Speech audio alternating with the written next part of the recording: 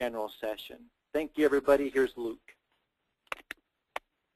Thank you very much, Kyle, and good afternoon, everyone. Like Kyle mentioned, we had a great response to Kyle's invitation to the various groups. So we had to change up our presentation tool. So that's a great problem to have. So again, thank you for attending today. We're going to talk through a few of the components for the interaction process automation solution, also known as IPA. As Kyle mentioned, I work for AVDS as a strategic consultant, kind of dividing my time between working on projects just like this with our installed base of interactive intelligence customers, as well as supporting questions for our new customers. So I do focus very heavily on interaction process automation, both from the technology side as well as the business application. So doing the audit of business processes, mapping that to the technology, and closing the loop with some ROI calculations that really help drive the value. You all know Kyle, and see his smiling face on the screen right up there. Just a very brief agenda that I'll run through. Prior to that, since we're using a GoToWebinar application, if we do have questions, it may be best to type those into the question pane in the GoToWebinar application. If you want to go ahead and throw those in there, I'll be happy to address those once we finish up and we can walk through some Q&A. The logical place for us to start here is talking about what IPA is, how the various components within the tool come together and drive value, and why that's very important to our customers. You know, I'd preface that by saying this is one of the very significant growth areas for interactive intelligence, and they've committed various Tiger teams and committees specifically to propagating the IPA solution out to our existing customer base. So the support network we can draw from in delivering these applications is great. After that, we'll walk through some live demonstrations in the simulated business environment for a few of the processes we've built as use cases or proof of concept. As we walk through those, they may be very specific to a horizontal category of organizations or within an organization or specific verticals. You know, I always challenge our audiences to use a little bit of imagination as we're going through that, because the possibilities are certainly endless, and we really want to not focus specifically on the process as shown, but the ideas and the capabilities that can be applied in various environments. So initially, we kind of brought the Mannheim group together as the catalyst for this meeting. I know that group has expanded, which is fantastic. But we can talk about the IPA consulting methodology and what the next steps are for an organization looking to learn more and really have the rubber meet the road, so to speak, in terms of applying it to various processes within their organization. And then, like I mentioned, we'll go ahead and tackle some of the questions at the end. So within the interactive intelligence portfolio of products, one of the applications that they've developed, obviously, is the process automation tool. So for all of us familiar with the interactive intelligence platform as a whole, a lot of the value that's derived from having a single all-in-one solution extends itself to the process automation tools as well. So a single administrative point, real-time visibility into processes from a supervisory standpoint, as well as reporting. A logical place I always think to start is, as we describe what IPA is, I find it's very helpful to liken it to something that most, if not all, of our interactive intelligence customers use, which is ACD, or automatic call distribution. So I'll first kind of recap some of the ingredients that go into an ACD distribution for, let's say, calls or other multimedia interactions, and then we'll look at the similarities and differences in how IPA is developed and rolled out. So as a call comes into a standard contact center, certain treatments get applied to that call. We're applying various priorities. We're applying various skills. And as we apply these treatments, you can see our pool of the best fit agent to handle that interaction is narrowed down, and eventually we select the best individual to handle that interaction. As we look at IPA and how it handles work items through, within an organization, a lot of the same concepts apply, and a lot of the same efficiencies will apply. So once the process is begun, a work item is then routed within the organization. Now we can route this regardless of departmental lines, job role lines. This is the solution that's extended beyond the call center, although oftentimes these processes do start within the call center itself. Again, we're applying the same treatments that we would do to, say, an inbound ACD phone call.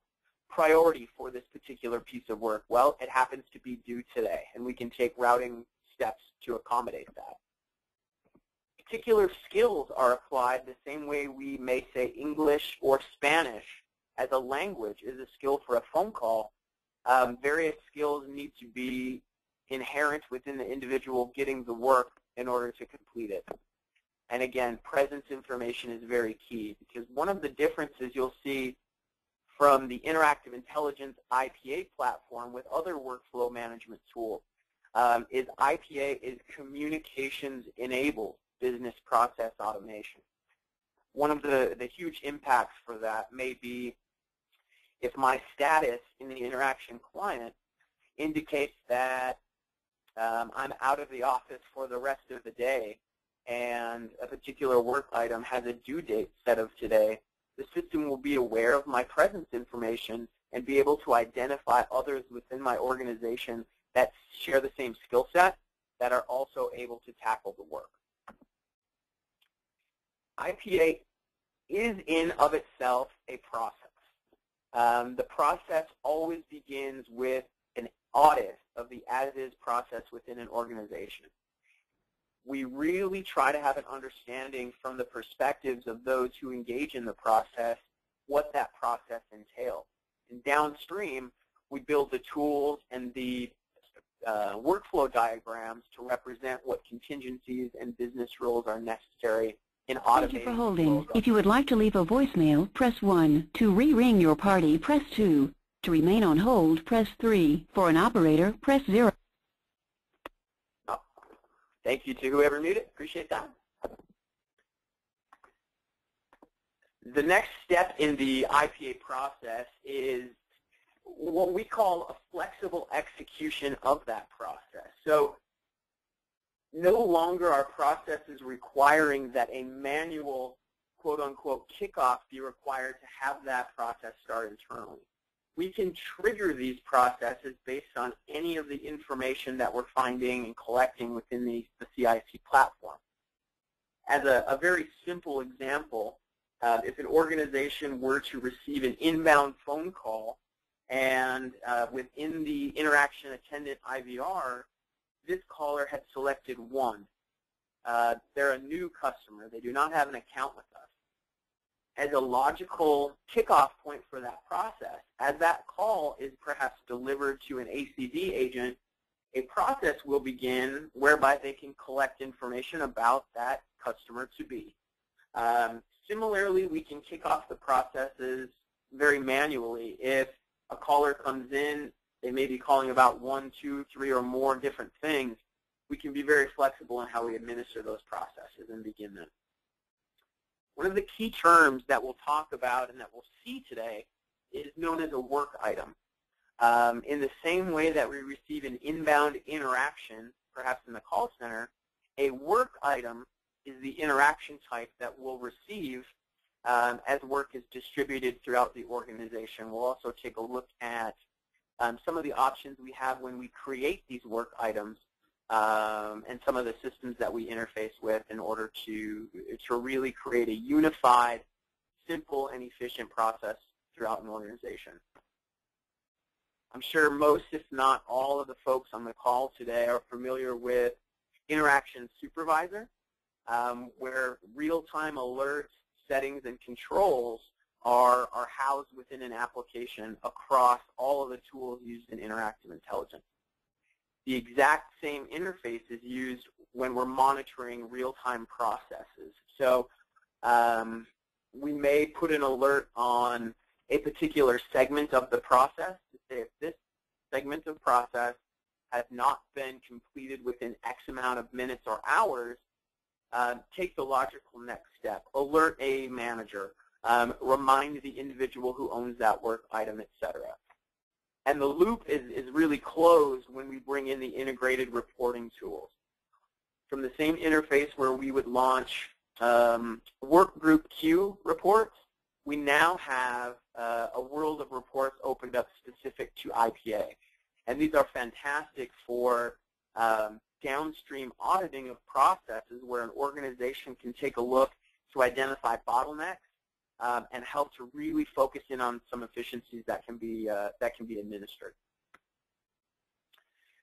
So this is a list that, it's an ever-evolving list from conversations with our customers who've implemented IPA and those who are evaluating it to say, what are some of the problems we're solving? What are some of the pain points today that really make an organization a good candidate for IPA? I won't read the entire list, but some of them are really key and a lot of times can kick off that thought process for a customer to start identifying where these opportunities lie for automation. Manual processes, using any number of office documents, trading emails back and forth, requirements to update systems of record, maybe multiple systems of record that don't communicate to each other. Being forced to always have reactive work requirements, and what I mean by that is if I were to get an email with a piece of information critical to my job, I need to now manually go out and take whatever action is required downstream.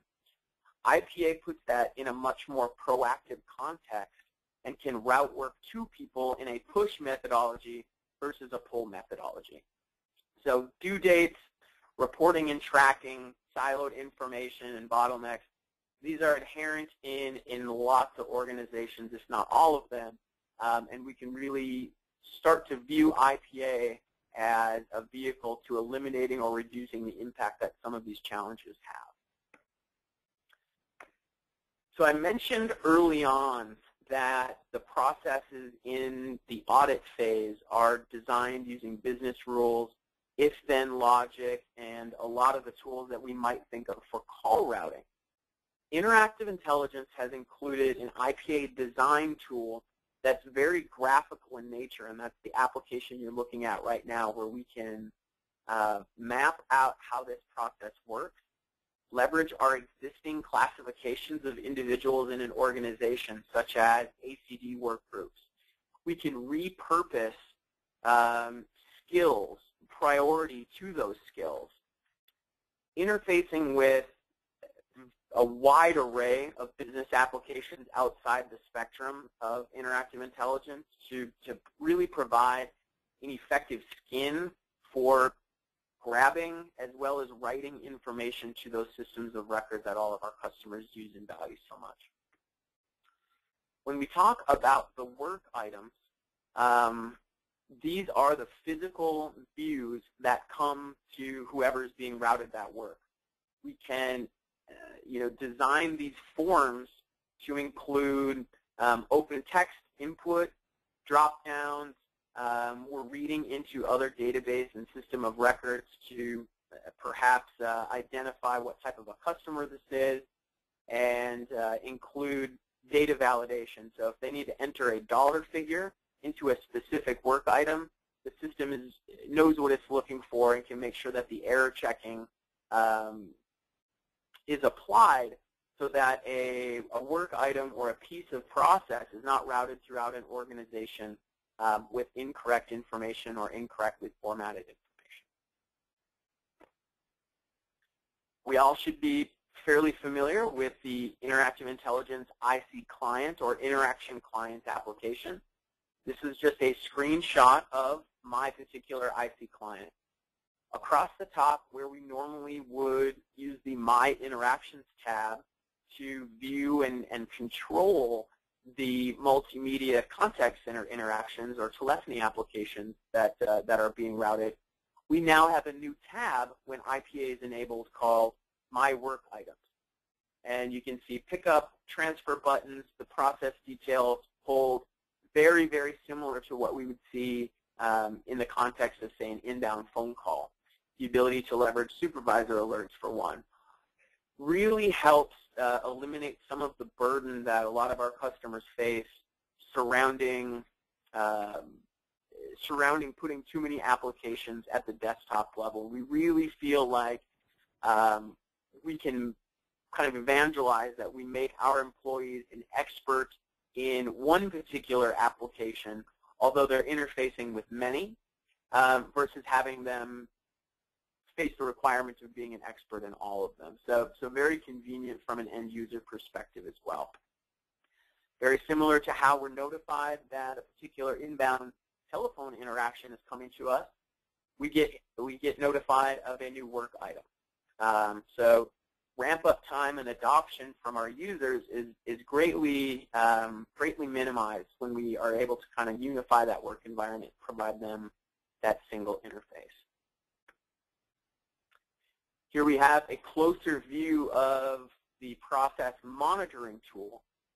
So in real time, we're able to get not only a vantage of what processes are running within our organization, but who owns that process, what stage that process may be in, and whether or not that process has moved beyond its time threshold that we've dictated for it in our business rules.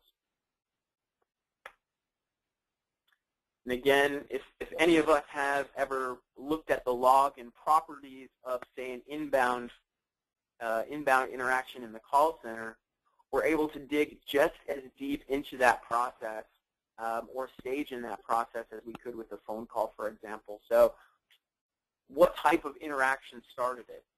What are some of the downstream interactions or processes associated with it? It's all unified and gives a very holistic single viewpoint of a particular process or stage.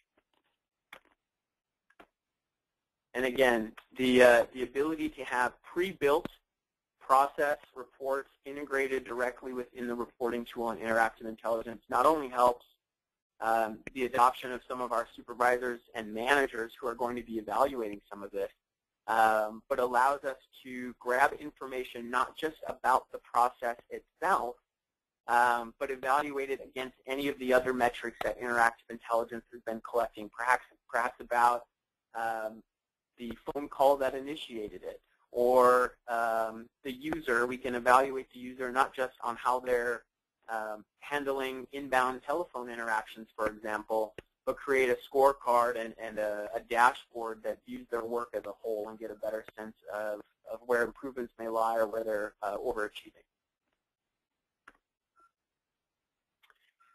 So IPA as a data aggregator is really a 25-cent word for saying IPA has the ability to read and write into any number of our business systems that we use on the back end, be it an ERP platform for financial information, a CRM system for sales data, our email platform of choice, and obviously back into the interactive intelligence platform itself. So a lot of times we can really unify some of the systems from an end user perspective that may empower them with new information, may reduce the hassle of perhaps having to send in a request to someone with access to a service dispatch application, for example, and my job role doesn't necessarily require me to have full-time access to that application. We can provide a vehicle through IPA for them to digest information we read from that will help them perform better in their day-to-day job and work within the processes that they're accomplishing. So kind of take a brief step back right now, and I want to walk through a specific use case that we will see in the live demonstration portion that we'll get to very shortly. The particular use case deals with a conceptual call center that is taking inbound calls for automobile insurance claims. So if someone had an accident, they reach out directly to their insurance provider, and they're able to manage all of the processes across departments and teams that support making that customer experience very noteworthy. Sure, we've all dealt with insurance providers in the past on a lot of different levels, and I think one of the things a lot of folks might identify is inefficiency, a lot of time delays, and a lot of customer frustration. And so that's why I use this insurance claim process as a baseline to represent a lot of important things. So obviously, the insurance customer, or customers at large, are going to be placing a telephone interaction into their contact center. Whether or not they indicated in the IVR that they're calling about an insurance claim, we'll assume they have, and upon answering this telephone call, our contact center agent receives a work item brought proactively to them because they possess the skills for an insurance claim. It collects certain information about that insurance customer and submit it back to the system. Now, this will launch one of the key concepts in IPA called parallel processing. These are two downstream results that come from them submitting that work item that are completely unrelated to each other in the fact that one does not need to be completed for the other one to persist. One of them is going to initiate a towing request using some really slick integrations to Google to go ahead and pick this customer up if a tow truck is needed, as well as close the loop by texting them some information. Secondly, our contact center agent has collected the baseline information about this accident. Our claims adjuster now receives a work item to do their part in processing this. It's interesting to note here that our claims adjustment team has never been part of Interactive Intelligence before. They are not using the interaction client because they're not taking calls from the call center. They can now use IC client to handle work and indicate their presence and get a lot of the efficiencies and values that we see from our users using IPA and with the interaction client. So the claims adjuster will do their bit and submit it for processing. Now there's a contingency built in here by way of an organization's business rules that says if the claims adjuster submits a payout claim exceeding a certain dollar threshold, this needs to go to a supervisor or manager for approval. This claims manager then receives the downstream work item with all of the information pertinent to this particular claim that's happened prior to it until they can give it their seal of approval, which then routes a work item to our accounting team. And now the entire process has been streamlined so that accounts payable can essentially initiate a check to be cut to the customer for the approved amount. Kicking off kind of the final segment of the process where we may send a text message or an email back to the customer, always keeping them informed of where this process is. So take a break right here for just a minute, and I'll get set up in the demonstration environment, and we'll walk through a live demo of this process as well as a couple others that we can look at really briefly.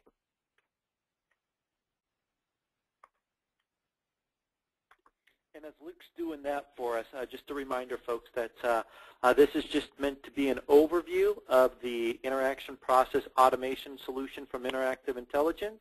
What our goal or what the next step would be is for the interested groups to reach out to Doreen Callahan and or Greg Cox at CEI for a scheduling of another conversation where Luke and myself can help facilitate and find those use cases for you.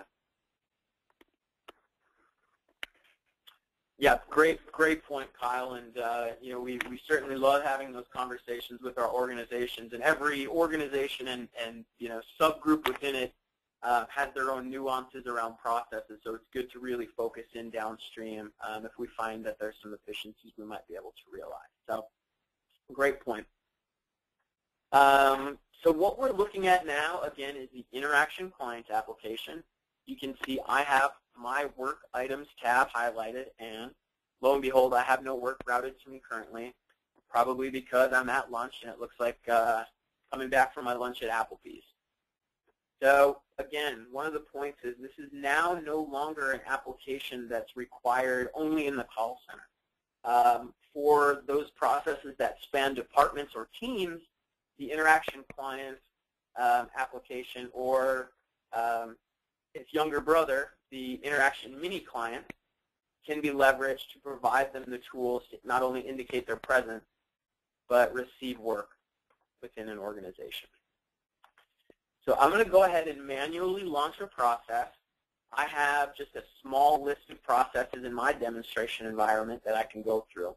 If we had a much more complex environment, we could use a search tool. Some of our customers are doing 20, 30, and 40 unique processes, and sometimes it's a huge time saver for them to be able to just search exactly for what they need. So you can see here there's a few very different processes that we can take a look at.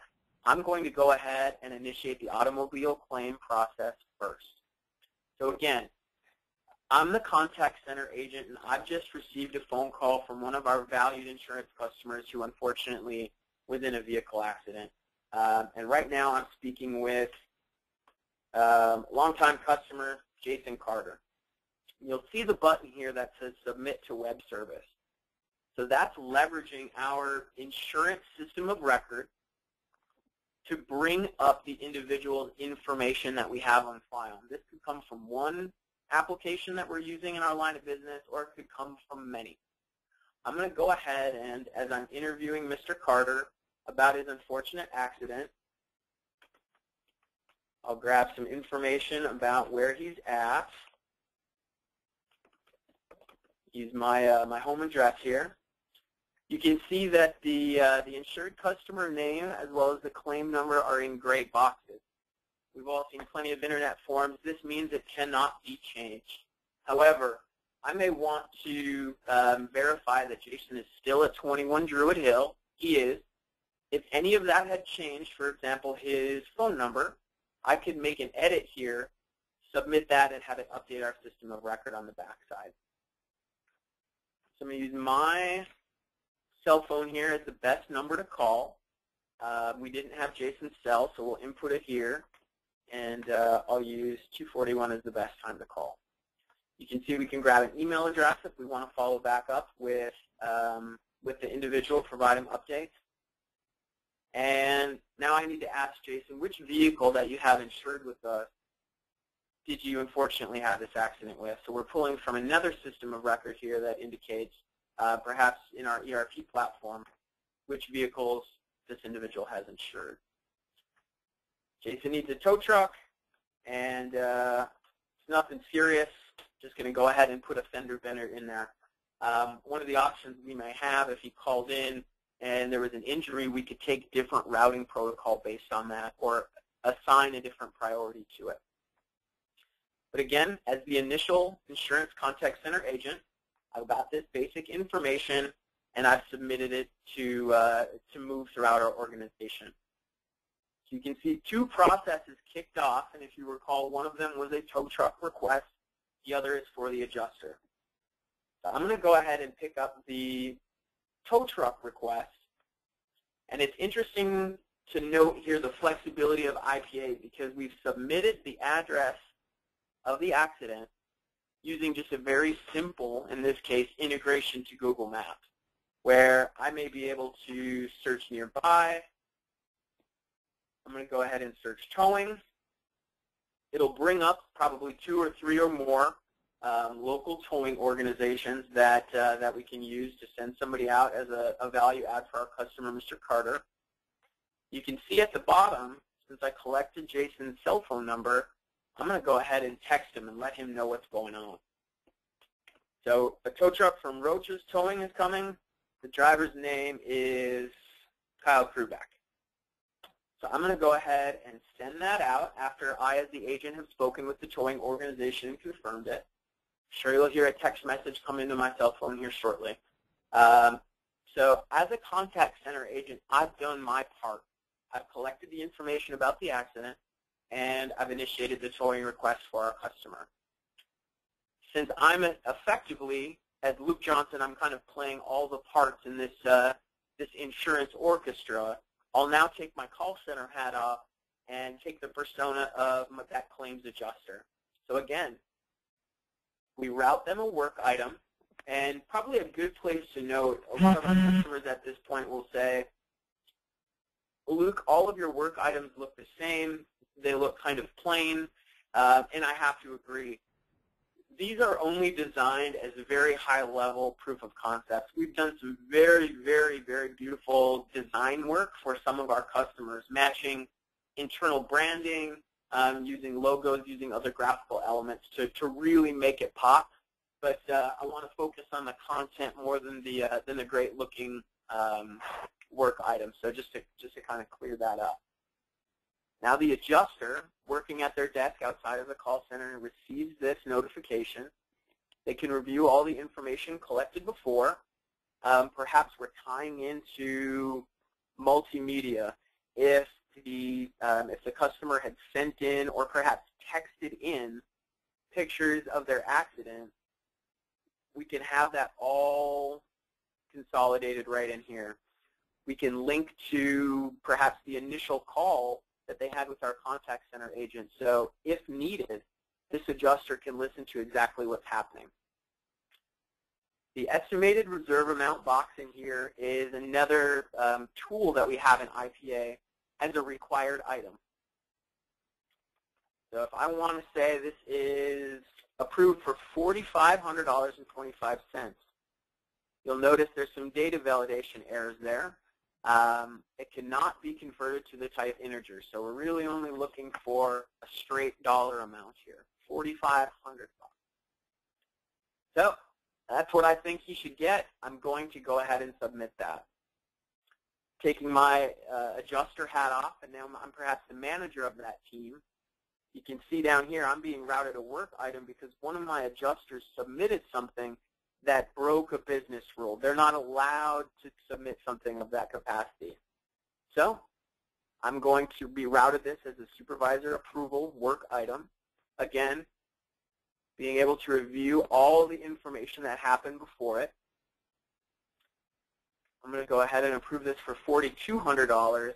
And I also want to let my adjuster know why I did this, where I keep them informed, have them always be aware of the business changes and factors that are affecting this. So I'll say the local availability of parts in Austin is one of the factors. There's tons of banged up Chevy HHRs. We'll be able to get some new stuff pretty cheap. So I'm going to go ahead and send that in, pick up the next work item. Now I'm back to the initial adjuster. I can see what my supervisor has said. They lowered it to $4,200. And, oh, well, I guess Austin has a lot of fender benders. They can get some parts there. I can accept this or request a review. So the process doesn't necessarily end there. I have an escalation path, and we can build the logic into the platform to support that. But I have a very smart manager. I'm going to go ahead and accept that adjustment. So we'll move up a couple flights of stairs in our insurance, interactive intelligence insurance organization. Now we're in the accounting department. I, again, work in accounting, never had the interaction client before, but now I just received a work item for a check authorization for $4,200 to Jason Carter. Now as an accounts payable specialist, I may open up our ERP platform and do the necessary work to go ahead and kick that out. Ideally, we could simply make the accounts payable person or team aware that this is happening, interface through an integration with the ERP platform itself, make a debit to our cash accounts, make a credit to our accounts payable accounts, and really automate the process. This could then go to a shipping department where a check prints out, somebody stuffs the envelope, and everyone in the process may get a confirmation of the check submission, because if Jason calls back in, we can go ahead and tell him what's going on. Now, I'll briefly pause to move over to Interaction Center Business Manager, or ICBM. that has the interaction process automation monitor tools. So I can look at a glance at all of the processes that are happening in my organization. There's not a lot going on today. It looks like there's 2 insurance policy sales taking place and our automobile claim. So if we were in a larger organization with many hundreds of processes, I can filter simply by the type. I can take a look at the duration, when it began, the relative process ID, who started the process, what state it's in, so essentially which work item is currently being leveraged, or work items, I should say, because 2 of them could be going on at once, and have access to all the details that I would need to be able to manage. To say, accounts payable has had this for 15 minutes. I don't know why it's taking our accounts payable team so long to work on that. Additionally, we have the same tools to set alerts to make that more of a proactive management piece. So you can see one of the things we'll probably address in subsequent deeper dive sessions is a lot of the variables. So across that entire process, these are all the data elements we've either collected or grabbed from other systems that are relevant to the process. And all of that can be made available to somebody if they need it. So I will wrap the process up by clicking OK. And you can see from my work items view that process is completed. So that's a great example of a couple things. And I just want to recover a couple of the key points that we saw there. One is work items can be universally dispatched and assigned throughout our organization. They can be assigned in 2 different ways. They can be assigned to a specific individual. Let's say Luke Johnson, as the president of AVDS Insurance, is the only one who can confirm check payouts. In our whole organization, no matter what, those always get routed to me.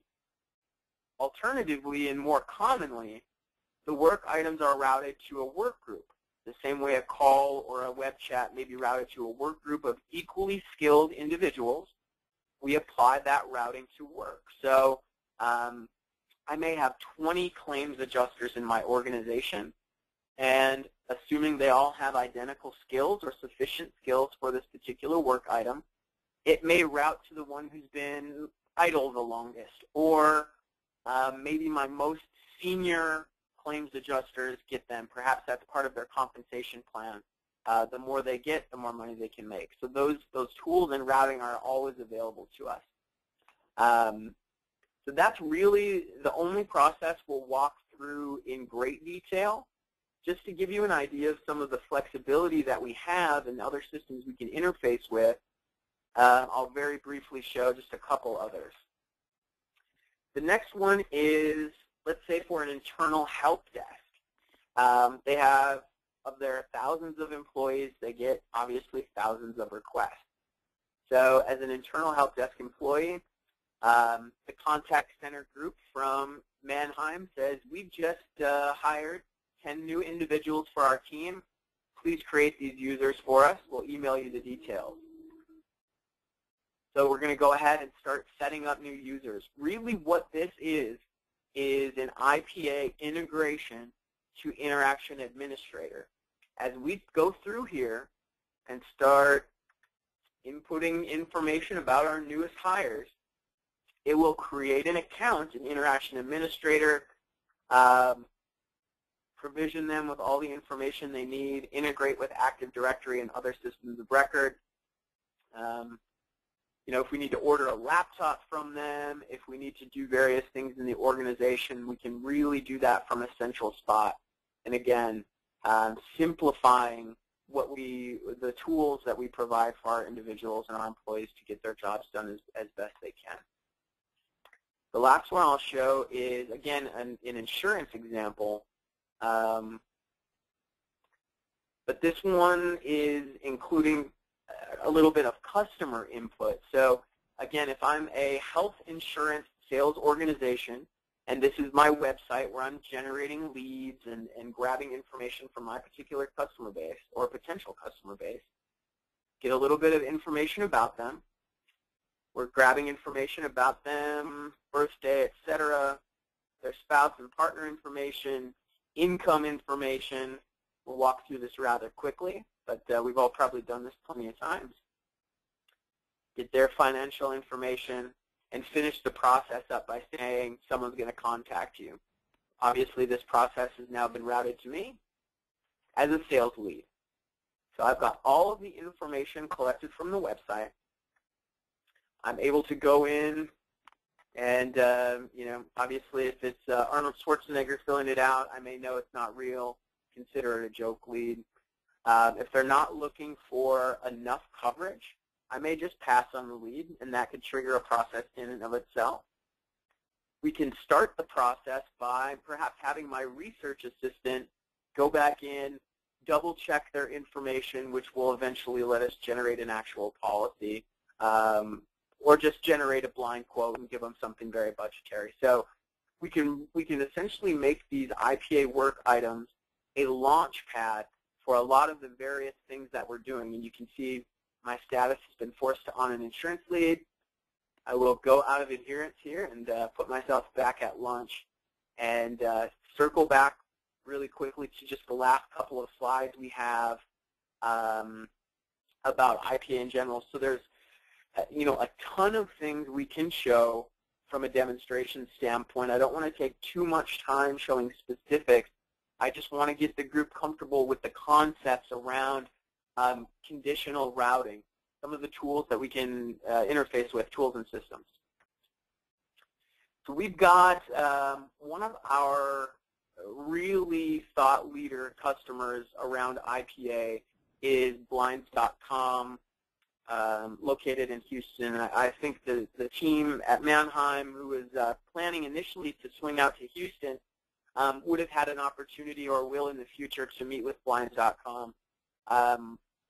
Kyle, I'll make sure Kyle has the link to this video if you haven't seen it before. It's a great overview use case study of what they've done with IPA in particular. And then there's a success white paper that details how they started and where they've grown with the product. And Kyle can evangelize this as well as anyone, but one of the things that's very unique and integral to Blinds.com's success around IPA is their willingness and their ability to really run with it internally. AVDS supported in the initial deployments for 3 or 4 processes internally, supported the development of it, supported the design methodology and consideration. Blinds.com has taken the product and run with it. I think they've designed over 20 processes internally, and they are a great example of making use of having the keys to the kingdom within the interactive platform. So Kyle mentioned some of the next steps, options that we have from an IPA perspective. Probably the first step would be meeting with each individual group to discuss some of their thoughts and candidates around processes. From there, one of the more formal engagement products that our consulting team would deliver would be to take those process candidates that have been selected and identified and really move from a conceptual design towards a detailed design, and that includes the as-is mapping of the processes, an efficiency analysis by way of a formal ROI report, the 2B diagrams, with the ultimate takeaway here being a proposal to go along with that ROI report for the particular processes that we've touched on. So I think we've got about 5 minutes left. I'll bring up the questions pane here and see if we have anything.